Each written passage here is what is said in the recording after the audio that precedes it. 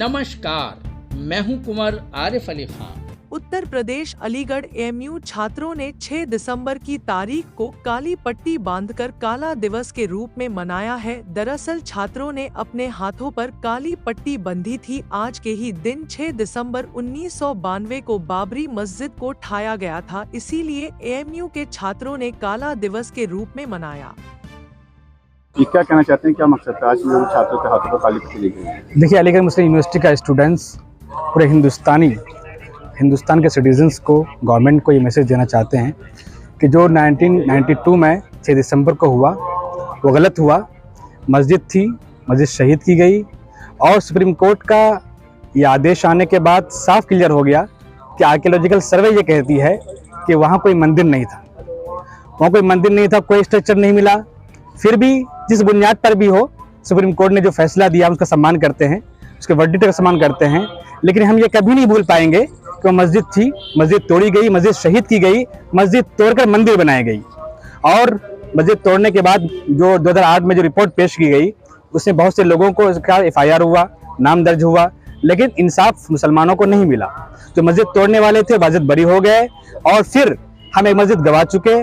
फिर यहाँ पर कुछ सरपसंदों ने हमारी मस्जिद पर पिटीशन डालकर उसको भी हटाने की कोशिश कर रहे हैं। हम उसको कंडेम करते हैं और हम ये गवर्नमेंट से और प्रेसिडेंट ऑफ इंडिया से ये रिक्वेस्ट करते हैं कि ये जो टू नेशन थ्योरी का जो कॉन्सेप्ट फिर से बनाया जा रहा है और हिंदू मुस्लिम के दरमियान जो नफरत फैलाई जा रही है उसको रोका जाए और मस्जिद पर जो पिटीशन दाखिल की जा रही है 1991 वर्शिप एक्ट के तहत उसको रिजेक्ट किया जाए और ये श्योर किया जाए कि 91 एक्ट जो संविधान के तहत पार्लियामेंट से पास हुआ है वो अपर लेवल पर है, वो सुप्रीम है। और जो पिटीशन डाल रहे हैं खुद सुप्रीम कोर्ट को इस पे अपना नोशन लेना चाहिए और इस सबको रिजेक्ट करके मुसलमानों को इंसाफ दिलाना चाहिए। क्या नाम है आपका? यासिर अख्तर नाम है मेरा। ये क्या कहना चाहते हैं, क्या मकसद है? देखिए, आज अलीगढ़ मुस्लिम यूनिवर्सिटी के छात्रों ने ब्लैक डे मनाया काली पट्टी बांधकर, और इस ब्लैक डे को मनाने का हक हमें जो है वो हमारा संविधान देता है, हमारा आइन देता है। एक बात। दूसरी बात ये है कि सुप्रीम कोर्ट के जजमेंट की बात होती है तो मैं उस पर ये कहना चाहूंगा कि सुप्रीम कोर्ट के रिटायर्ड जज ने कहा कि Supreme Court is supreme but not infallible. Supreme Court का जो फैसला है वो फैसला है, सिर्फ वो इंसाफ नहीं है। और दूसरी बात ये कि सबसे बड़ी चीज इस देश में जो है वो हमारा कानून है, हमारा आइन है। जिस तरह से आप देखें कि संभल में और ख्वाजा मोइनुद्दीन चिश्ती की कब्र पर और इस तरह से न जाने कितनी मज़ारों को, तकरीबन 5000 से ज्यादा मस्जिदों को हिंदुस्तान में ये दावा किया गया है कि उनके नीचे मस्जिदें हैं। कोई भी जांच कमेटी हो, सबसे बड़ी चीज इस देश में जो है वो हमारा आइन है, हमारा कानून है। और जब कानून ने यह कह दिया कि जब हमारे कानून का ये एक्ट 91 एक्ट ये कहता है, 1991 एक्ट ये कहता है कि 49 से पहले जो चीजें, जो मस्जिदें, जो भी धर्मशालाएं हैं, जो मस्जिदें हैं, जो पहले बाबरी मस्जिद के अलावा जो चीजें थी वो वैसी ही रहेंगी।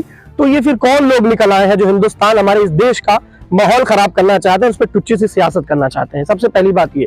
और दूसरी बात ये कि इस तरह की जो सियासत इस देश में हो रही है, आज इस जमाने में हमारे मुल्क को तरक्की करना चाहिए। आज इस जमाने में हम ये दावा करते हैं, हमारे प्रधानमंत्री नरेंद्र मोदी जी ये कहते हैं कि हम सुपर पावर होने वाले हैं और ये दावा करते हैं सुपर पावर हो चुके हैं। उस जमाने में ये किस तरह की मंदिर मस्जिद की लड़ाई चल रही है, इसका जवाब किसी के पास नहीं है। ये सिर्फ इस देश को गलत डायरेक्शन में ले जाना चाहते हैं और इससे ज्यादा कुछ भी नहीं। मैं ये बताना चाहता हूं कि जब तक हिंदुस्तान का मुसलमान जिंदा है वहां पर मस्जिद थी, इसको कभी कोई भूल नहीं सकता। सुप्रीम कोर्ट का फैसला सराखों पर, लेकिन इस चीज को हम कभी हिंदुस्तान का मुसलमान नहीं भूल सकता कि वहां मस्जिद थी और हमारा आज भी ख्याल है कि वहां मस्जिद है।